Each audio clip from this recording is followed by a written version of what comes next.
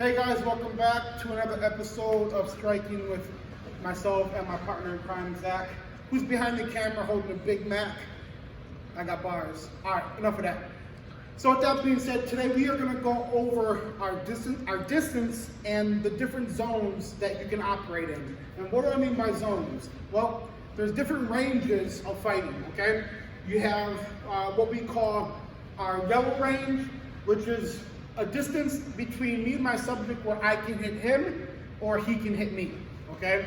And then we have our green range, which means obviously green is like money, green is flowers or stuff on the floor, grass, that's what it's called.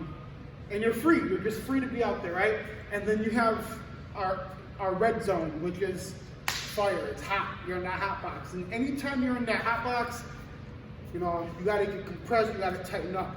So what we're gonna do today is we're gonna basically go over how I judge those different zones that we're in. And when we come back from this commercial break, I'm gonna have my partner in crime, Zach, on the other side of the camera, who will help me do that. Stay tuned.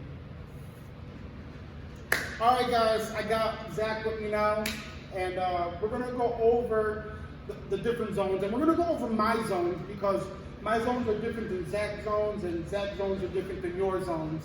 So we're going to go over how I judge my zones, right?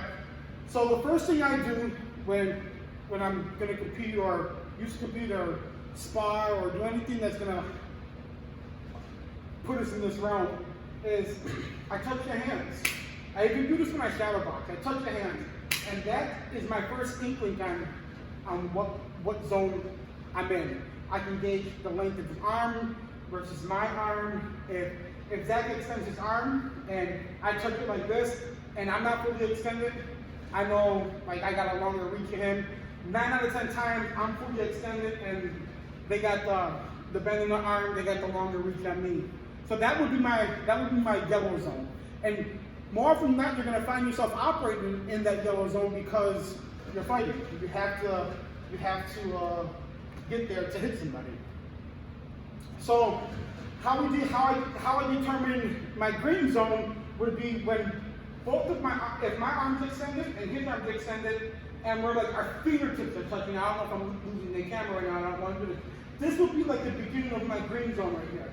If he throws a kick at me, he throws a punch, he's not gonna hit me. Now the hot box, the red zone, obviously, if we're in the clinch.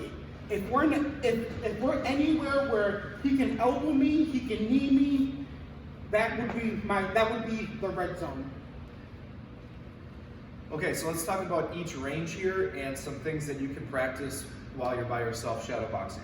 So let's talk about green first. Green, we're outside a little bit. This is maybe an opportunity to move around our legs a little bit more than we normally would, and to get a rhythm reset. So when I'm moving around, maybe I'm out at green, I can move a little bit more. I can maybe do that little jive. Also, it might be that opportunity, like I said, to rhythm reset. So if you have kind of like a little habit, it's not necessarily a bad thing, it can be a good thing to help you just reset and then get back into the fight. I don't even know that I did this until I watched myself on videotape, but I like to adjust my shorts. So, you know, like that picture on the mound, how maybe he's got a thing where he adjusts his cap and, you know, he gets his uniform right and maybe hits the glove a couple times, and that's like his little habit of like getting himself back and feeling right to get back in there. It's okay to do that in fighting because you're out at green and you're not necessarily vulnerable to strikes. So, for example, for me, like I'm out at green, maybe I might adjust my shorts a little bit and now I get back in there. Whatever it is for you, maybe you don't even realize you do it, but you might.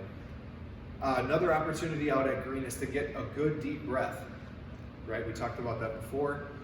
This is an opportunity where we're not in the fire, having to react to every little thing. So it's a good opportunity to fill the lungs with air, breathing in through your nose.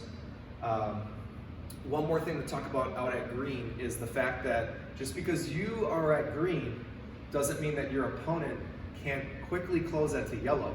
So you can't totally let your guard down and just space out for a second, they can close that distance and capitalize on that. So even though you're moving around, maybe you might even have your hands down, rhythm resetting, they can quickly close, so you got to be aware. Some people do a really good job of that, capitalizing when the person is feeling like they're free to be out at green. Let's talk about yellow. Okay, yellow, now we're gonna get our head movement a little bit more, and we're gonna compact, kind of compress ourselves a little bit more, and our feet are gonna slow down just a little bit. So if you're kind of flying all over the place, now once you start to get into yellow, maybe you start hand fighting a little bit more, you get that head movement moving. Now you got your feints, right? We're in that yellow range, so we got our feints and all that, and our feet are just gonna slow down a little bit. Instead of flying all over the place, maybe we're just kind of creating little angles and stuff at yellow, that A and C stuff, right, that we talked about yesterday. Once we move into red, now red is all your short range strikes and your clinch work. There's no kicks, there's no long punches, but we do have our hooks and our uppercuts. Elbows, think about your elbows, all your different kinds of elbows. We do have our knees, especially even though you don't have a partner, think about your clinch. Okay, maybe you have a good tie clincher on the back of the head, maybe you're off to the side under the armpit, you got this one, you got your knees, your elbows, right, in here. Also think about your tie sweeps. Get that in your muscle memory, visualize. If you throw a knee and they start pressing in, you got your tie sweeps, right?